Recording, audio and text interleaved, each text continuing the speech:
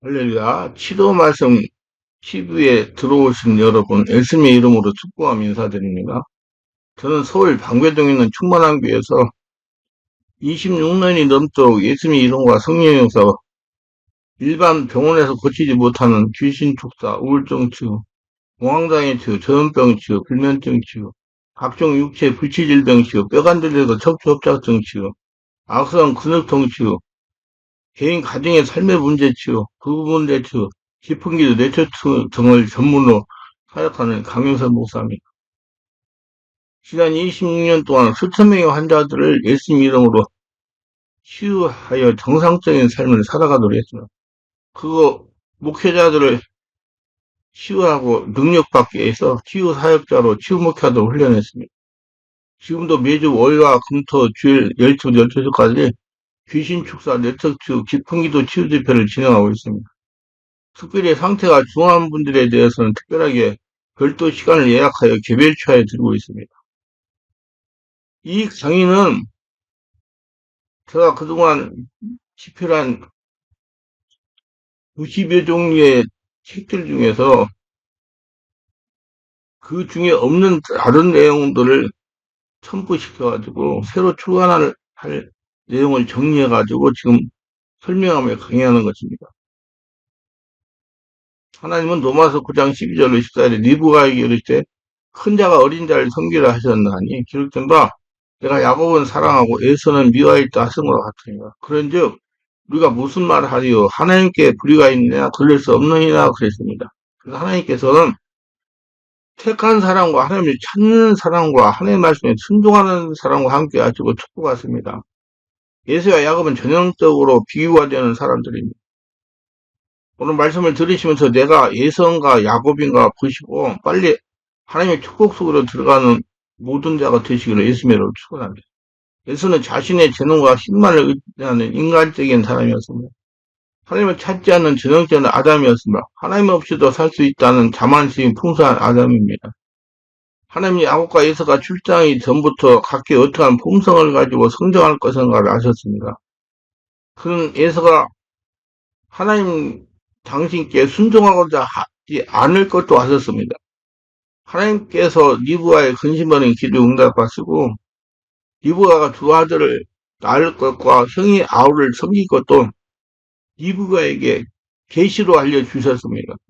또 그녀의 두 아들 장래 즉 그들이 두 민족을 이룰 것이며 한 민족이 다른 민족보다 강할 것이며 형이 아우를 섬길 것이라고 말씀하셨습니다. 장자는 가족 중 어느 누구도 가질 수 없는 지위와 특권을 가지게 되어 있었습니다.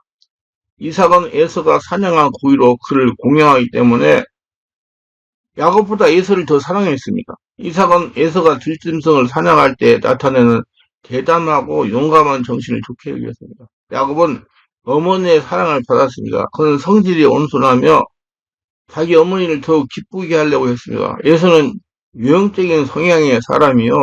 야곱은 내용적인 성향의 사람입니다. 야곱은 어머니로부터 하나님께서 그 어머니에게 말씀하신 첫째가 둘째를 섬기라는 말씀을 전해 듣고 에서가 장자의 명분을 가지고 있는 한 이 약속은 성취되지 않을 것이라고 결론을 내렸습니다. 야곱은 하나님의 은혜와 축복을 사모했습니다. 어찌하든지 하나님부터 장자의 축복을 자기 것으로 삼아야겠다는 의지가 강했습니다.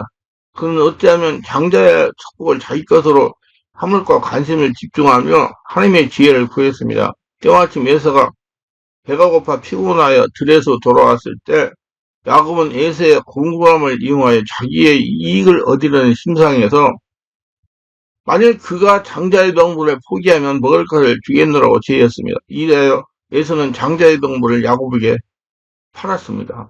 에서는 우상을 숭배하는 두 아내를 맞이했는데 이것은 이삭과 리브가에게 큰 근심거리가 되었습니다. 그럼에도 불구하고 이삭은 에서를 야곱보다 더 사랑했습니다. 이삭은 자기의 죽음이 가까웠다고 느껴지자 죽기 전에 에서를 축복하기 위하여 그에게 별미를 만들라고 하였습니다. 에서는 자기가 장자의 명분을 야곱에게 팔고 그것을 맹세로 확약했다는 사실을 아버지에게 말하지 않았습니다. 리브가는 이삭의 말을 듣자 큰 자는 작은 자를 섬기라 하시는 태중에서의 하나님이 계시의 말씀을 기억하였으며 에서가 장자의 봉구를 경히 여겨 야곱에게 판 것도 알았습니다. 리브가는 야곱에게 아버지를 속이고라도 몰래 아버지의 축복을 받으라고 공고하였는데 다른 방법으로는 도저히 얻을 수 없다고 생각했기 때문이었습니다. 야곱은 처음에는 이 기만 행위가 내키지 않았지만은 마침내 어머니의 계획에 따르게 되었습니다.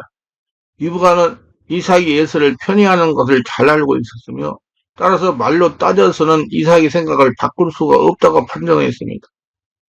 리브가는 모든 일을 주관하시는 하나님을 믿는 대신에 야곱을 부추겨 아버지를 속이라고 권함으로써 자기의 믿음의 결판을 드러냈습니다. 야곱의 이와 같은 행동을 하나님께서는 인정을 안 하셨습니다. 리브가와 야곱은 하나님께서 미리 말씀해 주신 것만 기만수단에 이루려 하지 말고 하나님께서 그분의 뜻을 그분의 방법대로 그분이 정하신 시간에 이루기를 기다려야 했었습니다.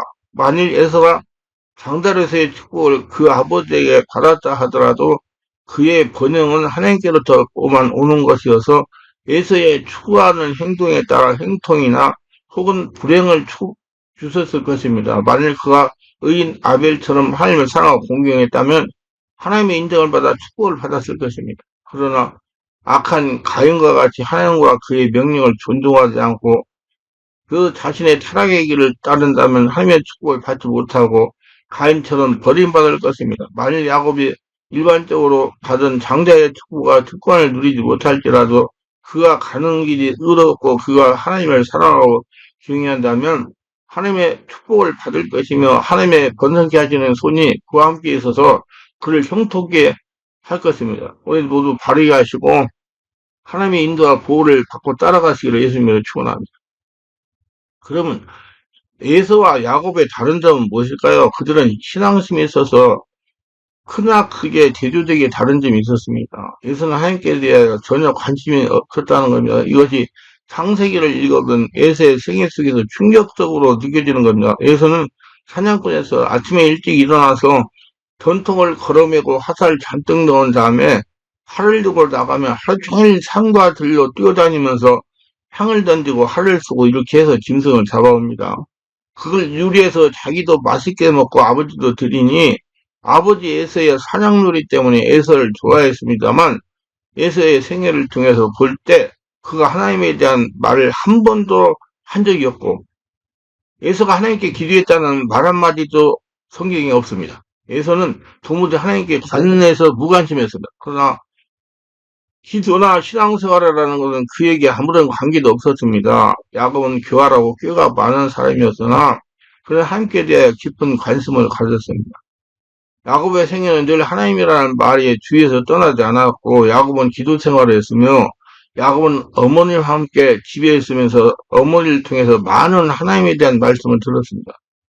그때는 라디오도 없고 텔레비전도 없고 신문도 없고 잡지도 없고 인터넷도 없고 소설책도 없기 때문에 듣는 이야기라는 것은 어머니가 이야기 들려주는 조부 아브라함에 대한 이야기, 아버지 이삭이 어떻게 신앙적인 체험을 하셨는가 그런 이야기를 들을 것밖에 없었습니다. 그리고 어릴 때부터 야곱은 그 마음속에 어머니를 통해서 깊은 신앙심을 얻었습니다. 그러므로 하나님께서는 하나님께 대해서 전혀 무관심하고 하나님에 대해 사랑이 없는 예수를 미워하고 무관심하고 버렸으면 비록 교활하고 성격이 꾀가 많은 약삭 빠르며 인격적인 결정이 많아도 하나님은 하나님에 대한 관심을 가지고 하나님을 사랑하고 끊임없이 하나님에 대한 생각으로 그의 삶이 전개되어가는 야곱을 사랑했습니다.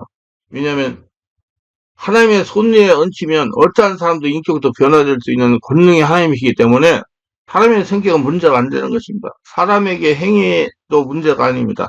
하나님의 손에 얹히면 성격과 행위는 하나님께서 토기장이가 진흙을 변화시키듯이 변화시킬 수 있기 때문입니다. 성경 잠언서 8장 11절에 나를 사랑하는 자들이 나의 사랑을 입으며 나를 간절히 찾는 자가 나를 만날 것이라고 말씀하고 있는 겁니다. 예수님 요한복음 14장 21절에 나의 계명을 지키는 자야 나를 사랑한 자니 나를 사랑하는 자는 내 아버지께 사랑을 받을 것이요 나도 그를 사랑하여 그에게 나를 나타내리라. 우리 하나님께서도 하나님을 사랑하는 자를 사랑하고 하나님을 찾는 자에게 하나님이 응답하시고 나타내십니다. 여러분 하나님 찾고 찾으세요. 그래야지 하나님이 여러분에게 계시를 주시고 순종하게 하고 복을 받게 하시는 겁니다. 사랑도 안 하고 찾지도 않는데 하나님이 사랑해주고 하나님이 내가 여기 있다고 당신이 스스로 걸어오시려는 만만한 겁니다. 하나님이 해달라고 열심히 한다고 되는 건 아니고 하나님께 기도가 하나님 찾아서 하나님의 계시를 받아야 된단 말이에요. 계시 받은데 순종해야 된다는 얘기예요. 그러니까 하나님 같은 영적인 상태가 되어야 된다는 얘기예요. 그러므로 우리는 오늘 이 시간에 이 자리에서 배워야 할 것은 우리의 현실적인 윤리나 도덕적이나 우리의 행위가 중요한 것이 아니라 우리의 마음속에 하나님 믿고 사랑하느냐 안 하느냐가 이것이 중요한 것입니다. 하나님 믿지 않고 아무리 윤리나 도덕적으로 완전한 삶을 살아도 하나님은 그 사람을 버리시는 것입니다. 그러나 윤리나 도덕적으로 불신한 사람일지라도 하나님을 사랑하고 하나님을 찾으면 하나님은 그 사람을 사랑하고 붙잡아줘서 끝까지 따라가서 하나님께서는 윤리와 도덕적으로 온전한 사람으로 변화시켜버리고 하나님의 축복을 받게 하는 사람이 되도록 만들어 주시는 겁니다. 하나님의 손에는 변화시키는 위대한 능력이 있습니다. 가나의 혼인잔치에 가서 물을 변하여 포도주로 만드신 하나님께서는 오늘날 우리 인생을 변화시키지 못할 리가 만무한 것입니다. 우리가 하나님의 품에 안기면 하나님은 우리를 새 사람으로 변화시켜 주시는 것입니다. 보라, 이전 것은 지나 새 사람이 되었다. 이제 옛 사람, 육의 사람, 혈통의 사람 다 없어지고 영의 사람, 하나님과 친밀한 하나님과 대화하고 하나님의 인도를 받고 하나님의 계시를 받고 하나님의 말씀에 순종하고 사는 복을 받고 사는 영의 사람으로 바꿔주시는 것입니다. 이렇기 때문에 하나님께서는 야곱을 사랑하고 예수를 미워한 것은 야곱은 하나님에 향한 신앙심이 있었고 예수는 하나님에 향한 신앙심이 없었기 때문에 그런 겁니다. 여러분들 바르게 하시고 하나님에 향한 믿음 있는 복전자들 다되시고 하나님만 나의 주인이면 된다는 믿음 가지고 야곱같이 하나님의 축복 속에서 살아가시기를 주 예수 이름으로 축원합니다.